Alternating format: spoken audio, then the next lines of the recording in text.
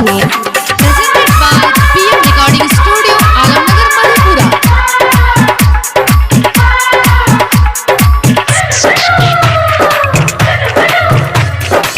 सखी गे सैया नहीं बुझे परेशानी से जे परोजे गे तारा पे जवानी।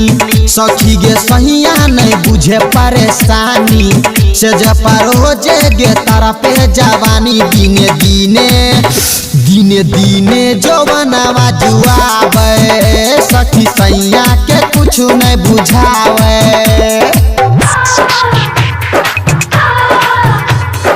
सुखला जाई छै जवानिया के तेला गे सैया ने कहियो चलाबै छै रे लगे।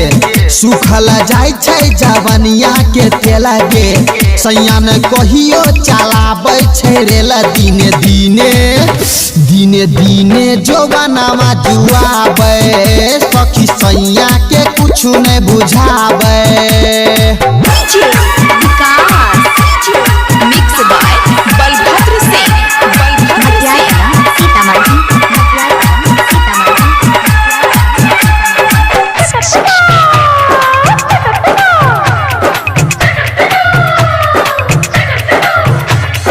केना कहियो सखी हम दिलावा के बात गे कैसे कैसे कटो हमर दिन और रात गे।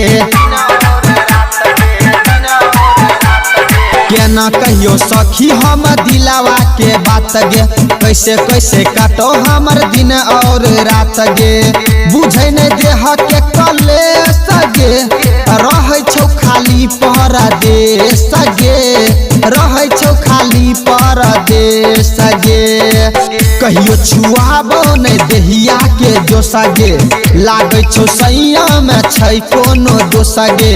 कहियो छुआबो नहीं देहिया के जोसा गे लागे छौ सैया में छै कोनो दोसा। दिने दिने दिने दिने जवानमा जुआबै सखी सैया के कुछ नहीं बुझाबै।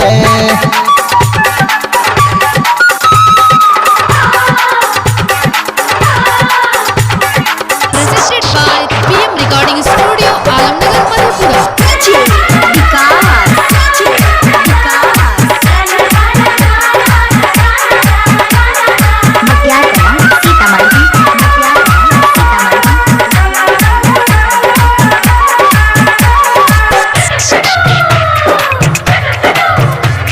राइटर सूर्या नहीं लाबै छो पलंग गे रोजे रोजे उठे जो सयलंग यलंग गे। राइटर सूर्या नहीं लाबै छो पलंग गे रोजे रोजे उठे जो सयलंग यलंग गे। होय छै जवानी बर्बाद गे परवीन प्यारे लालया बयाद गे परवीन प्यारे लालया बयाद गे।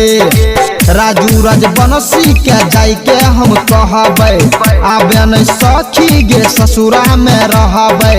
राजू गुलशन के जाय के हम कहबै आबे नहीं सखी गे ससुरा में रहबै। दिने दिने दिने दिने जवानमा जुआबै सखी सैया के कुछ नहीं बुझाबै। सुखला जाई छै जवानिया के तेला गे सैया ने कहियो चलाबै छै रे लगे। सुखला जाई छै जवानिया के तेला गे सैया ने कहियो चलाबै छै रे ल। दिने दिने दिने दिने जवानमा जुआबै सखी सैया के कुछ नहीं बुझाबै।